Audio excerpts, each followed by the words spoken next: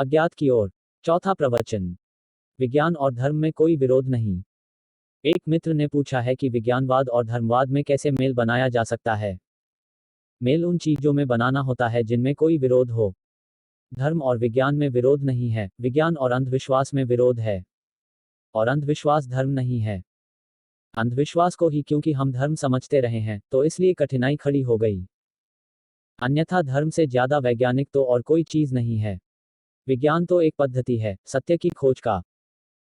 जब उस पद्धति का हम उपयोग करते हैं पदार्थ के लिए तो साइंस जन्म जाती है, और जब उसी पद्धति का उपयोग करते हैं हम चेतना की खोज में तो धर्म जन्म जाता है।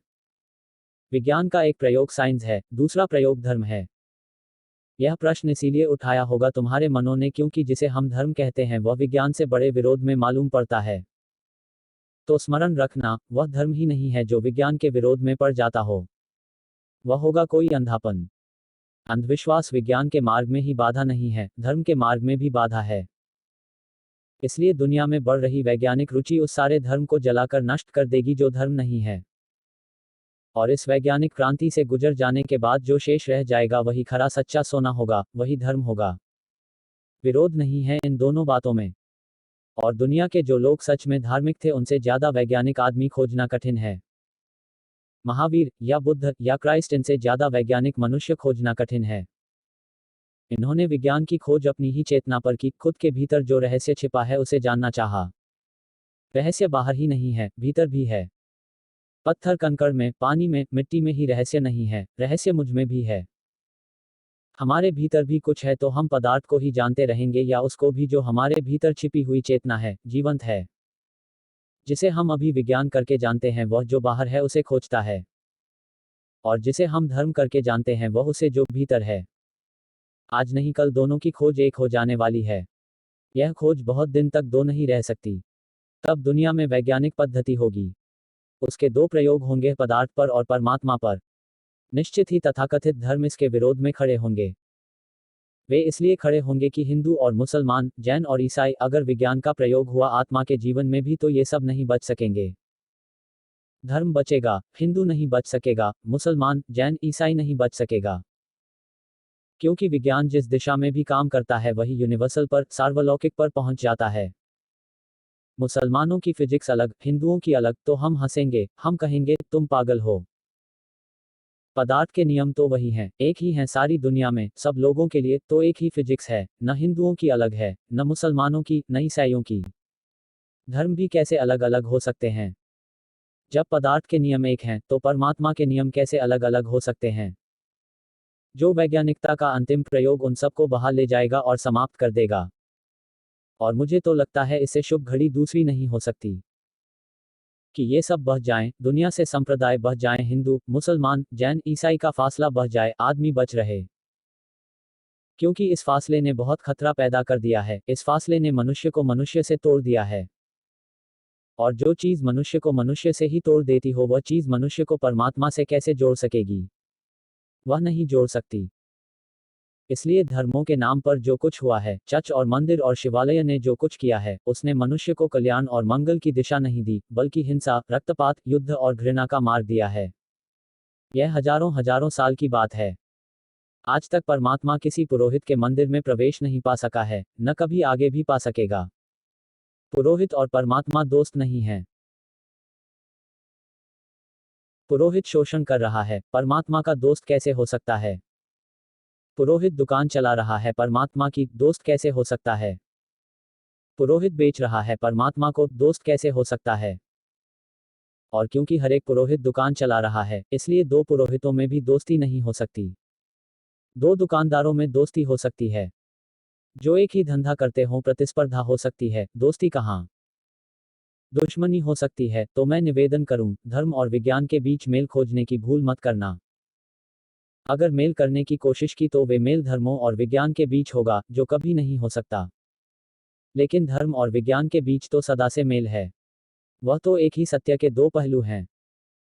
इसलिए उस संबंध में मैं नहीं बता सकता कि कैसे मेल हो सकता है, क्योंकि मुझे आज तक यही समझ में नहीं आ पाया कि कोई झगड़ा हुआ है। जिस दिन धर्मों की अड़थी निकल जाएगी। क्यों? क्योंकि तब धर्म का जन्म हो सकता है, एक ऐसे धर्म का जो सबका होगा और जिसमें सब होंगे। एक ऐसे धर्म का जो वैज्ञानिक होगा, अंधविश्वासी नहीं। एक ऐसे धर्म का जो श्रद्धा पर नहीं बल्कि विचार और विवेक पर खड़ा होगा। एक ऐसे धर्म का जो इस खंड का और उस खंड का नहीं होगा बल्कि अखंड और सार्वलौकिक होगा। वैसे धर्म के जन्म में धर्मों ने ही अटकाव दिया है, इसलिए वे जाते हैं तो बहुत अच्छा है। जो भी धार्मिक लोग हैं उन्हें उनकी विदाई का तत्क्षण आरंभ कर लेना चाहिए, उन्हें विदा दे देनी चाहिए। पूछा है अणुयुग में आत्मा की साधना कहाँ तक समर्थनीय है। अणु विज्ञान ने, एटॉमिक साइंस ने यह बात बड़े अद्भुत रूप से सिद्ध कर दी। एक छोटे से अणु में परम शक्ति निवास करती है। एक छोटे से पदार्थ के खंड में जिसे हम आंख से भी न देख सकेंगे, जिसे बड़ी बड़ी दूरबीनें भी देखने में समर्थ नहीं हैं, जो इतना छोटा है अनुखंड कि अगर हम 1,00,000 अणुओं को एक के ऊपर एक रखते चले जाएं तो हमारे बाल की मोटाई के बराबर होंगे।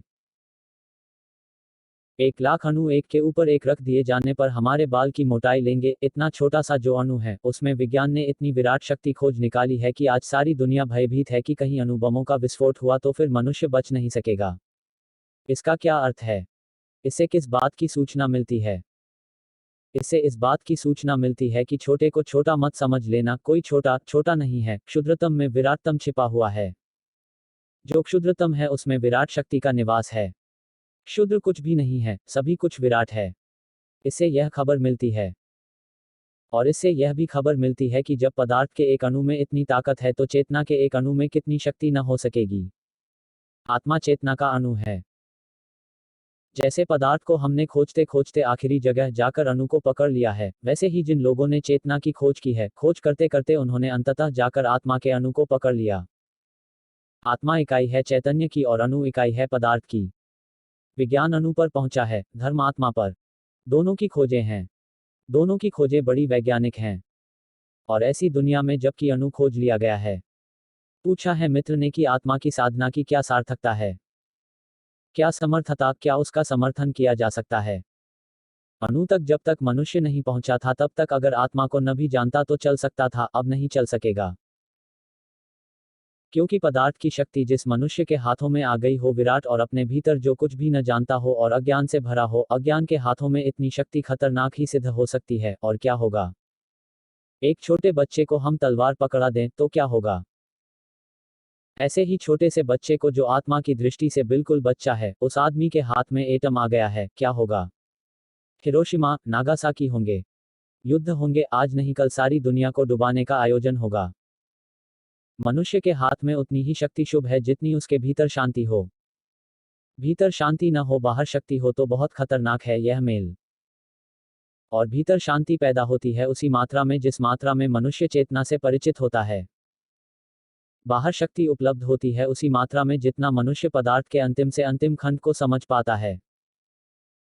और भीतर शक्ति उपलब्ध होती है, शांति उपलब्ध होती है उसी मात्रा में जितना वह स्वयं की अंतिम से अंतिम, गहरी से गहरी अवस्था को समझ पाता है। आदमी के भीतर कोई शांति का सुराग नहीं खोजा जा सका तो क्या होगा? यह सारी तैयारी का क्या होगा? एक राजनीतिज्ञ पागल हो जाए, और मजे की बात यह है कि बिना पागल हुए कोई राजनीतिज्ञ कभी कोई होता ही नहीं। सारी दुनिया के विनाश की ताकत उसके हाथ में है। और राजनीतिज्ञ को हम भली भांति जानते हैं कि यह किस तरह का आदमी होता है। दुनिया अच्छी होगी तो इस तरह के आदमी का हम चिकित्सालय में इलाज करवाएंगे। लेकिन अभी हम उसको मुख्यमंत्री बनाते हैं, प्रधानमंत्री बनाते हैं। हमारे बीच जो आज सबसे रुग्ण मस्तिष्क का आदमी है उसके हाथ में सबसे ज्यादा ताकत है। और उस ताकत के पास विज्ञान ने अणु की शक्ति दे दी है। अब क्या होगा? अमेरिका का एक राजनीतिज्ञ गुस्से में आ जाए, रूस का एक राजनीतिज्ञ गुस्से में आ जाए, क्या होगा? उसका गुस्सा सारी दुनिया की मौत बन सकता है। उसके हाथ में अपरिसीम ताकत मिल गई। पुराने दिनों में आत्मा न भी साधी जाती तो चल जाता, लकड़ी वगैरह से लड़ाई करनी पड़ती थी, तीर भाले चलाने पड़ते थे, कुछ बड़ा खतरा नहीं था, हिंसा बहुत सीमित थी। अशांत आदमी के पास बहुत बड़ी ताकत नहीं थी। लेकिन आज तो बहुत बड़ी ताकत है। और आदमी बिल्कुल अशांत है। यह आदमी शांत होना चाहिए। इसका शांत हो जाना एकदम अपरिहार्य हो उठा है। एक क्षण भी इसे खोना खतरनाक है। अगर अणु की शक्ति का हम सृजनात्मक क्रिएटिव उपयोग कर सकें तो यह जमीन व स्वर्ग बन सकती है जिसकी कहानियां पुराणों में हैं। यह जमीन व स्वर्ग बन सकती है। इतनी बड़ी शक्ति हमारे हाथ में आ गई है। लेकिन अगर मन हमारा बेचैन और अशांत रहा तो इसका हम एक ही उपयोग कर सकेंगे, और वह यह कि इसी में हम जल जाएं और नष्ट हो जाएं। जो ताकत सौभाग्य बन सकती थी वही हमारा दुर्भाग्य बन जाएगी। जो शक्ति हमारे लिए वरदान सिद्ध होती वही अभिशाप हो सकती है। इसलिए बहुत बहुत जरूरत है कि आत्मा की खोज उस दिशा में साधना हो और उसे पाया जाए और बहुत लोगों के भीतर वह दिया जल सके। एक युवक ने पूछा है, आपकी बातें ठीक मालूम पड़ती हैं, लेकिन उनसे तो क्रांति हो जाएगी, उससे तो विद्रोह पैदा हो जाएगा, उससे तो अराजकता पैदा हो सकती है। अगर हम ठीक से देखें तो हमारे समाज में जितनी अराजकता है, जितनी अनोखी है, इससे ज्यादा भी अनोखी किसी समाज में कभी हो सकती है। यह समाज जितना बीमार और रुग्ण, जितना अशांत, अभिशापग्रस्त है, कोई और समाज भी इससे ज्यादा अभिशापग्रस्त हो सकता है। क्या है इसमें जो बचाने जैसा है? क्या है इसमें? सब कुछ सड़ गल गया है, सब कुछ कुरूप हो गया है। तो घबराहट क्या है अगर कोई बात ऐसी मालूम पड़ती हो कि उससे क्रांति हो जाए? क्रांति तो चाहिए, परिवर्तन तो चाहिए। जो समाज परिवर्तित होना बंद कर देता है वह असल में जीवित ही नहीं रह जाता। परिवर्तन तो रोज, जितना जीवित समाज होगा उतने तीव्र परिवर्तन होते हैं उसके भीतर। जितना जीवंत होता है प्रवाह उतनी ही दूर की यात्रा करता है, उतने ही नए पथों को खोजता है। क्रांति तो जीवन है, उससे क्या घबराना। और युवक होकर कोई ऐसी बात करे कि क्रांति हो जाएगी और डरे, तो उसे समझ लेना चाहिए वह बूढ़ा हो चुका है, वह युवक नहीं है। एक बूढ़ा आदमी भयभीत हो सकता है, लेकिन जरूरी नहीं होता कि कोई शरीर से बूढ़ा हो गया हो तो बूढ़ा ही हो गया। रोज नई नई जिंदगी होती जानी चाहिए। ठहर नहीं जाना चाहिए जीवन का प्रवाह। परिवर्तन करना पड़ेगा, न मालूम किन रास्तों पर चलना पड़े, न मालूम सुख हो कि दुख हो, यही ठीक है, जहां है वही ठीक है। सिर्फ मरता है, फिर उसमें कोई जिंदगी नहीं रह जाती।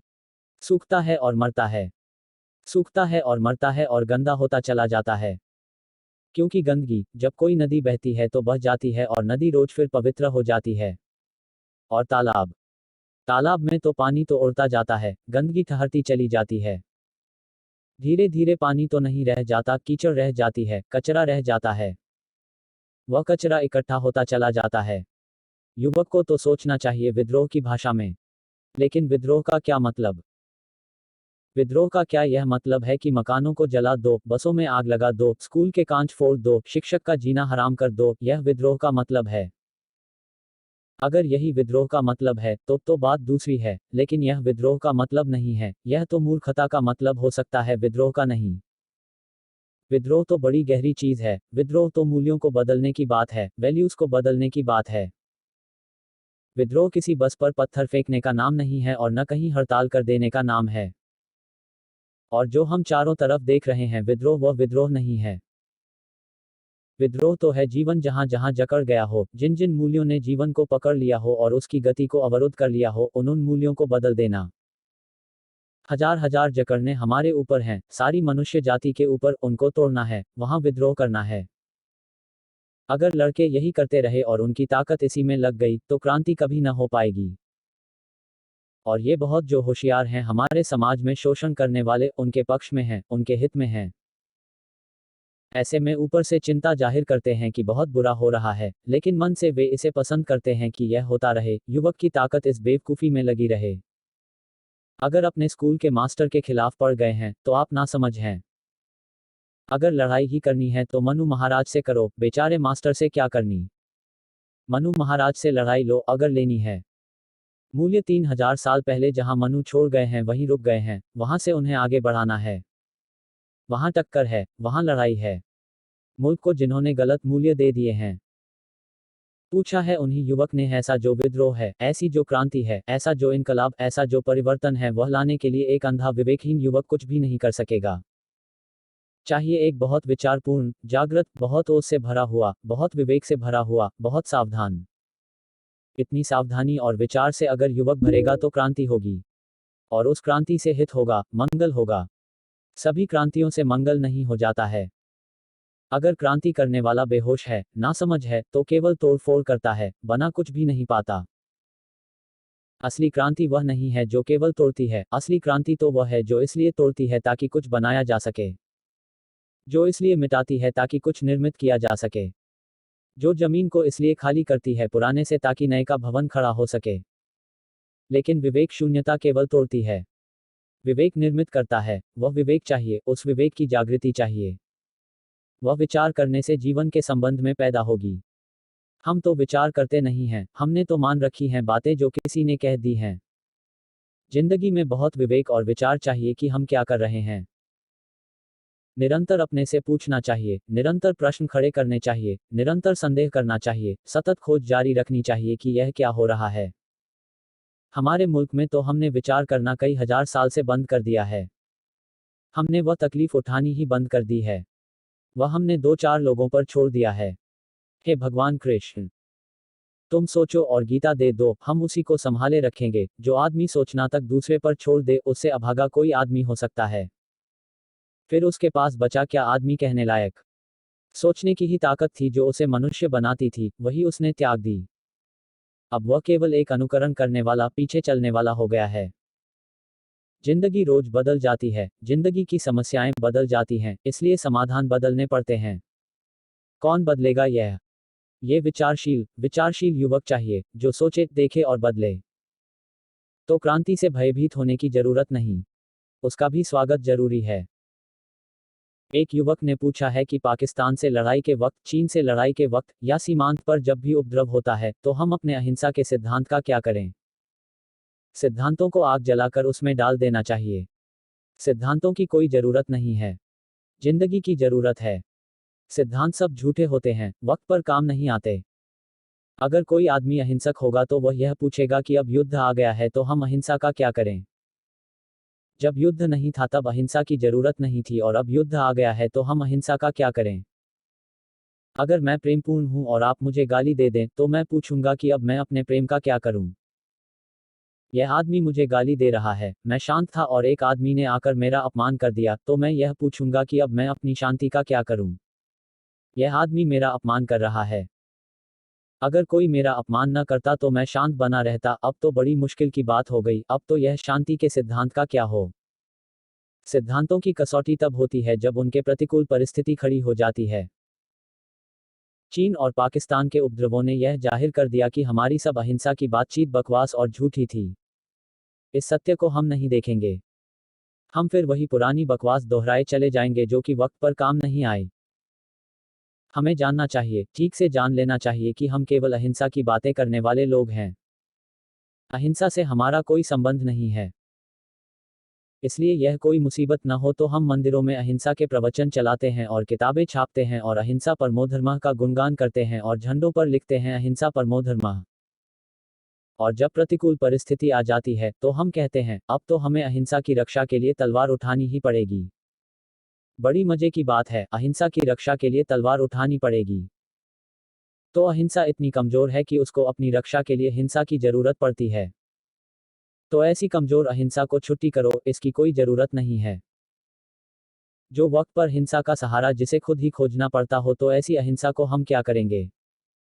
लेकिन हमने धोखा दिया है अपने आप को। हम कुछ बातें कर करके, शोरगुल मचा मचा कर यह समझने लगे हैं कि हम अहिंसक हैं। अहिंसक होना इतना सस्ता नहीं है, धर्म इतना सस्ता नहीं है। अहिंसक होना बड़ी तपश्चर्या से गुजर जाना है। अहिंसक होने का मतलब है जिस व्यक्ति के हृदय से घृणा के, क्रोध के, ईर्ष्या के, प्रतिहिंसा के, महत्वाकांक्षा के, एम्बिशन के समस्त द्वार समाप्त हो गए हैं, जिसका हृदय प्रेम की एक धारा बन गया है। फिर उसके साथ कुछ भी स्थिति खड़ी हो जाए, वह मरने को राजी हो जाएगा, लेकिन यह नहीं पूछेगा अब अहिंसा के सिद्धांत का क्या करें। तो बात ही नहीं है पूछने की। अहिंसा परमो धर्मः की जय लगाने वालों को नहीं। बेईमान, अपने आप को धोखा देने का हम बहुत रास्ता खोज लेते हैं, हम बहुत बेईमान हैं। अहिंसा का नारा लगाते हैं, हिंसा भीतर सुलगती रहती है। उसी सुलगने की वजह से जोर जोर से नारा लगाते हैं। वह जो भीतर सुलग रही है हिंसा, वह जो भीतर चल रहा है क्रोध, वह जो भीतर उबल रही है सब कुछ, और जोर जोर से नारा लगाते हैं और जोर जोर से कूदते हैं, झंडा उठाते हैं। और अगर पड़ोस में कोई दूसरा झंडा उठा ले और तुमसे जोर से नारा लगाने लगे, तो तुम दोनों में झगड़ा भी हो सकता है। कि हम श्वेतांबर अहिंसावादी हैं, तुम दिगंबर अहिंसावादी हो, यह नहीं चल सकता। यह कोई अहिंसा वहिंसा नहीं, सब झूठी बातचीत है। और बहुत झूठी बातचीत में हम पड़े रहे हैं। दुनिया में ऐसे लोग चाहिए जो हर झगड़े को गृहयुद्ध के रूप में देखें, एक दूसरे के ऊपर हमले की शक्ल में नहीं। जैसे घर के दो आदमी लड़ पड़े हों, इस तरह से देखें। जो आदमी अहिंसक है वह ऐसे ही देखेगा कि घर के दो लोग लड़ रहे हैं, एक गृहयुद्ध हो रहा है, पाकिस्तान और हिंदुस्तान के भाई लड़ रहे हैं। कोई इस तरह देखेगा जिसके मन में अहिंसा है, और वैसा आदमी युद्ध समाप्त हो इसका मार्ग खोजेगा, इसके लिए श्रम करेगा, हो सकता है इसके लिए उसे मरना भी पड़े तो मरेगा। इस भाषा में वह नहीं सोचेगा कि मेरे देश पर हमला हो गया है तो अब अहिंसा के सिद्धांत का क्या करें। जो आदमी कहता है मेरा देश, उसने तो हिंसा को स्वीकार कर लिया। अहिंसक व्यक्ति तो विश्व नागरिक होगा। दुनिया में ऐसे लोगों की जरूरत है जो छोटे छोटे देशों की क्षुद्र सीमाओं से अपने को मुक्त करें, छोटे संप्रदायों की सीमाओं से मुक्त करें, तभी शायद एक ऐसी मनुष्यता का जन्म हो सके जहां युद्ध न होते हों, जहां युद्ध समाप्त हो जाएं। लेकिन राजनीतिक नहीं मान सकता यह कि सीमाएं न हों, क्योंकि जिस दिन सीमाएं नहीं हैं उस दिन राजनीतिज्ञ भी नहीं, वह उसी के साथ जुड़ा हुआ है, उस दिन वह नहीं बच सकेगा। इसलिए राजनीतिज्ञ बड़ा मोह रखता है सीमा का, नक्शे बनाता है और सीमाएं बनाता है, और लड़ता है और लड़वाता है। मजा यह है कि जमीन किसके लिए है, यह जमीन के लिए लोग करते हैं, और जमीन इसलिए है कि लोग इस पर रहें। जमीन लोगों के लिए है कि लोग जमीन के लिए हैं। सीमाएं किसके हित के लिए हैं, इसलिए कि इस पर लोग रोज कटें। अगर इसीलिए ये सीमाएं हैं लोगों के कटने के लिए, तो यह किसके मंगल में है, किसके हित में है। वह दुनिया करीब आ रही है, जो जवान हैं, जो नई पीढ़ी के लोग हैं, वे उस तरफ देखें और उस तरफ श्रम करें। एक दुनिया आए जहां कोई सीमाएं न हो, क्षुद्र टुकड़े न हों, मनुष्यता इकट्ठी खड़ी हो सके। ऐसे श्रम में वही लग सकता है जिसका हृदय प्रेम और अहिंसा से भरा हुआ है। प्रश्न तो और भी बहुत हैं, लेकिन अब कठिन होगा कि मैं और प्रश्नों के उत्तर दूं। एक छोटी सी बात कहूंगा और अपनी चर्चा को पूरा करूंगा। एक युवक ने पूछा है, पूरब के ऊपर पश्चिम का प्रभाव पड़ रहा है, क्या यह शुभ है? अध्यात्म के ऊपर भौतिकता का प्रभाव पड़ रहा है, क्या यह शुभ है? अब तक दुनिया में ऐसी ही हालत रही है। पूरब के मुल्कों ने शांति की खोज की, पश्चिम के मुल्कों ने कोट के ढेर लगा लिए, शांति खो दी, और आदमी मरनासन है। और मैं कहता हूं कि ऐसे आदमी चाहिए जो शांत भी हो, सुखी भी हो, तो आदमी बच सकेगा, नहीं तो अब आदमी मरेगा। और ये पूरब पश्चिम के झगड़े मत खड़े करो, यह भौतिक और अध्यात्म का भेद मत खड़ा करो। सुख और शांति को एक साथ खोजने वाली संस्कृति को जन्म देना है, वही संस्कृति पूर्ण संस्कृति होगी। अब तक की सब संस्कृतियां अधूरी रही हैं, और अब बड़ा खतरा हो गया है, आदमी बीमार पड़ा है। अब पूरब और पश्चिम अगर न मिल पाए तो यह आदमी नहीं बच सकेगा। अंत में मैं यही कहता हूं, अब तक हमने धर्म को और विज्ञान को अलग तोड़कर देखा, शरीर और आत्मा को अलग तोड़कर देखा, अब यह नहीं चलेगा, इनको जोड़कर देखना पड़ेगा। आदमी अखंड है, और पूरे मनुष्य की तृप्ति चाहिए, उसके भीतर शांति होनी चाहिए, उसके बाहर सुख, उसके बाहर समृद्धि होनी चाहिए, और भीतर संगीत होना चाहिए। इसमें कोई दोनों में विरोध नहीं है। फिर दोबारा आपके पास कभी आऊंगा। आपके बहुत प्रश्न कायम रह गए, उनकी चर्चा करूंगा। तब तक और भी प्रश्न पैदा हो जाएंगे। जो छूट गए प्रश्न, उनके लिए क्षमा मांगता हूं, जिनके प्रश्न छूट गए हों। मेरी बातों को इतने प्रेम से सुना, उसके लिए बहुत बहुत धन्यवाद। अंत में सबके भीतर बैठे परमात्मा को प्रणाम करता हूं। मेरे प्रणाम स्वीकार करें। अज्ञानी अरुण, मोबाइल नंबर 8960163251।